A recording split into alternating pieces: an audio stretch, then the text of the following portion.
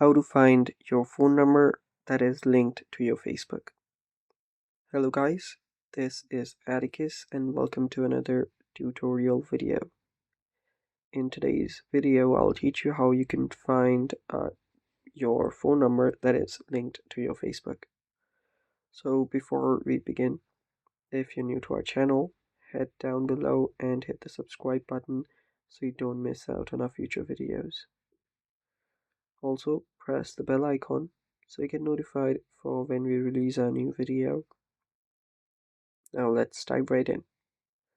So to find the phone number that is linked to your Facebook, you'll first need to open up your Facebook. So locate your Facebook app and then open it up.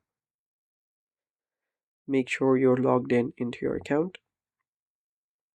After you've done that, after you're logged in, tap on your menu option that is on the top right. You'll find a profile icon with 3 lines. Tap on it. And after you're there, you can then see the gear icon right below your menu. Tap on it and you should be on your settings and privacy. Now tap on your Meta Account Center and now you'll be on your account center where you'll also find multiple options related to your account settings.